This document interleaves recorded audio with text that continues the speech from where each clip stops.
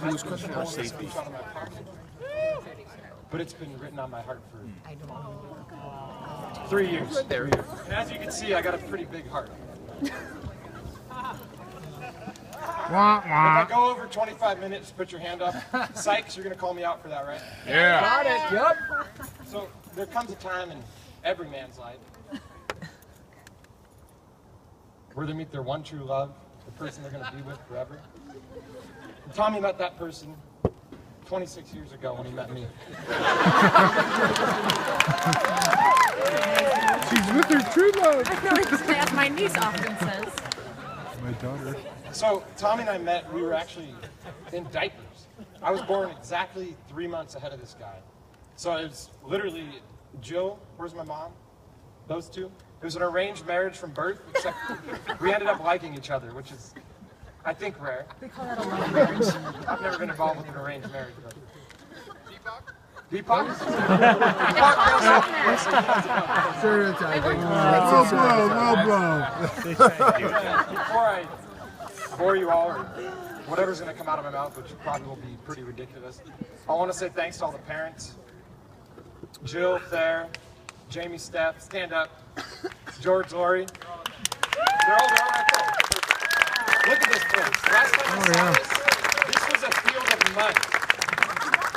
And they all came together with a little help from Tommy and made it amazing. A lot of help. And Al, she mowed a few times. You rolled. That's important to making the grass grow. I gotta remember what I'm gonna say next, that's why I got this. Oh yeah, that's what I'm gonna say next. So, Tommy and I have been really good friends for so long, like I said, since diapers. We're basically brothers. You literally should have heard the speech he gave at my wedding. Wait, where's Ned and Carol? Can you identify yourselves, Ned and Carol? Those two. What were you doing during my wedding? He actually didn't give a speech. I was sailing. He was sailing.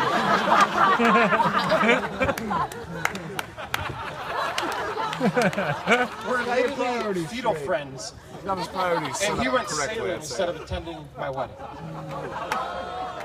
Ooh. He has a lot of ways to defend that, but I'm not going to The give him jerk that. store called, they ran out of you. So, All right. I've forgiven him for all those transgressions, but this is my opportunity to get back. Moving on. It's probably So I'm roast. going to take advantage of that. Because my job is to make him feel uncomfortable and regret naming me the best man. Where's Paul? Paul Stewart? Okay. There you are.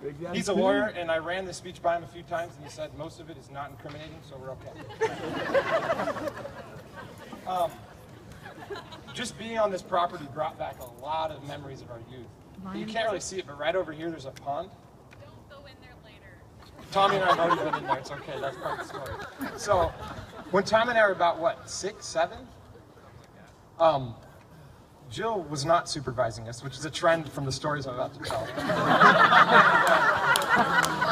We decided, let's take off our clothes and jump in that pond. Seemed like a good idea at the time. It was a good idea, because now I have a story for this speech. So we jump in there. Were we wearing underwear or were we fully naked? I think we're probably wearing. We were naked for the speech. So we're in there having a great time. We could probably swim. I don't know how deep it was. I think we jumped out after we felt the bottom. Yeah, and Jill comes out, and not a lot of words come out of her mouth. She's, for some reason, up in the house while we're swimming in a pond an acre or two away. Pulls us out, puts us... We did. You guys taught us to swim. That's why you let us run wild here. Put us in a bathtub of 409 cleaner or something. Because that pond is manure runoff. Can you guys smell that over there? That's why Tommy put you there. Oh, that's funny. Straight to over table. Yes, Jill? Much respect. F tier. That's true. She did spray us with the hose. She didn't want to ruin her bathtub. And then now I'm going to move on to my mother, who also lacked in supervision. You were the 5th kid. Tommy and I were what? We were about 4. You don't even know the story, so how would you know? We had pipe primer, purple PVC pipe I remember primer. this. George knows what I'm I've talking heard about. this Good story. story. Sitting in our garage at 4-year-old level. And we took my little brother Davis right here. And we decided, let's dump that in Davis's eyes. Again, I'm not sure where my mother was. Taking care of our other 6 kids. I'm not sure where my mother was when we did that. If you did not have the poison control on speed dial, he would not be able to see. Are your eyes working? Okay. All right. Thanks, Mom. Way to watch Move us. along. I should have locked us in a car seat during that one. She did that. We were so close that she would literally, if Tommy and I were misbehaving, Jill gave her the okay to do this. I had a bunch of siblings, so there's excess car seats. She would just strap us in the car seats and leave us in a closet. But I'm not joking. Childhood is coming out of the closet right now. One more story. From Not a bad idea, This is back to I Grass about Fed to do that to my Second Super 2-year-old. Bowl. She really is a good parent. I mean, look at these people.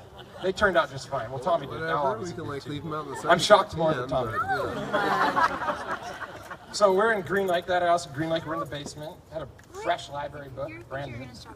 And Tommy and I are looking at it. And let's rip a page out. If you rip a page out, I'll rip a page out. Tommy rips a page out, hands the book to me. I rip a page out. There's probably, what, 30 pages in this book? Maybe more. I swear it was perforated. It's like it wanted you to rip it. and to this day, I kid you not, I have never laughed so hard in my entire life. We're ripping it, passing it, ripping it, passing it. There's a pile of papers just lining up on the floor. And then Jill comes downstairs. She wasn't watching us. Now she finds us. And she doesn't say a single word. She takes Tommy, takes me, puts us both in the car, grabs the book, shoves all the papers in the book, drives us down to Bank of America, I think it was in Greenwood, makes Tommy walk up to the counter, give the teller the bank account number, and ask for $4.10. That's the price of the book. Takes the money, then she puts us back in the car, drives us to the library, and makes Tommy explain to the librarian what he did with the book and give her the money. We were... Thank you, Joe. That's because I probably took one of the classrooms and needed to replace it.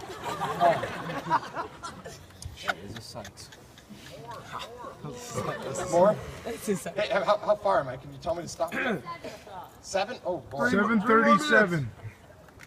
I should just lose Go right on top. Has 3 minutes? No, he's joking. He should be almost that. done. It's just too factual. Oh, where am I? So I won't go into too many stories about our youth because I don't want to incriminate Jill and my mother further than I already have. So let's fast forward to our kind of college years. Those aren't And incriminating. Tommy wound up going to UW, and I wound up, and I went to Wazoo. Go Cougs! Peacock, go Cougs! Cougs! I won't show you my socks. Now, Tommy quickly after going to UW realized how boring it is to go to that university. So he found himself in Pullman, Whitelaw.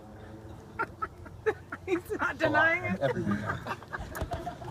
The truth hurts. So I'm not going to go into too many details about his exploits in Pullman, but we'll just keep it brief. He had no less than one black eye, kind of a black ear too, wasn't it? It trickled into your eye after a couple of days though. One dislocated shoulder, countless hangovers, and we'll just say Pullman is missing a stop sign. The police are still looking for him. Ask my little brother, he was there behind us. They found him a few times. his way. It was you and my roommate. You took it out of the ground. That didn't happen. If you weren't faster than Brad, you would be in jail right now. All right, moving along. Okay, Hey, we're moving on. He's a stand-up guy, I swear. So now's the part of the speech Tommy helped me with. Tommy, I got to say something nice about him because I've been destroying him this whole time. Tommy's a hardworking, fun-loving, gentle, exciting, joyful. What else did you write? Really, really good look. I told you I'd get a couple laughs out of that one. But to be completely honest, there's one word I could use to describe Tommy. It would be the word selfless. My entire life, he has always offered to help, even when not asked. Just 2 weeks ago, at my house, I have a bunch of property and it looks like the opposite of what this looks like.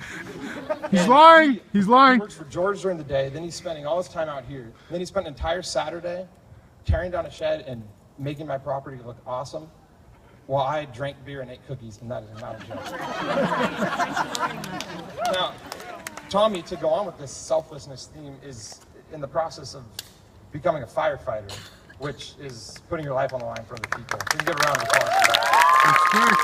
He's choosing to do that, and I'm sure he'll save my life sometime in the near future. And Al, as you know, being a firefighter ups his sexiness 50%. He just went from 0 to 50, everybody.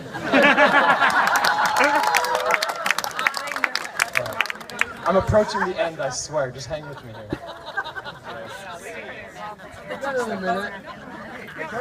So, speaking about, if I could use 2 words to describe why Tommy fell in love with you, from what I've witnessed over the 3 years, these are the easiest things that came to mind. It's clearly Whistler Condo.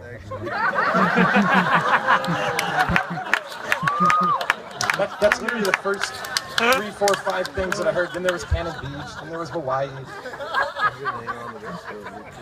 But honestly, when you two met, I was shocked that Tommy was able to find someone who has such similar interests. And the way that you two were able to integrate each other into your families so seamlessly was impressive. I know George said it was tough at first for Al to get him out of the car. But it was like I met you guys and everybody was one big family. And it was obvious that you guys were going to be standing here today. So, as we all know, Al is the smarter one in the relationship. She's starting UW MBA program in the fall. Round of applause. The point I'm trying to make is that Tommy's going to be an amazing stay-at-home father someday. Al's the total package, an amazing catch for Tommy, as we can all agree. Do we ever think he would end up with someone this amazing? Tommy, you're very lucky. So, as you've all heard before, marriage isn't about finding the person you can live with, it's about finding the person you can't live without. And Tommy, without a doubt, you found that person. So, time for a toast. I'm done, guys. Just a toast. Wait, I don't know what happened. I got thirsty. Yeah, thirsty. Cheers, guys. May God bless your marriage. The bride and groom at the safe room table. Here's to a lifetime of happiness, love, and children that will be future Olympians for Tommy and Alex. Oh, yeah.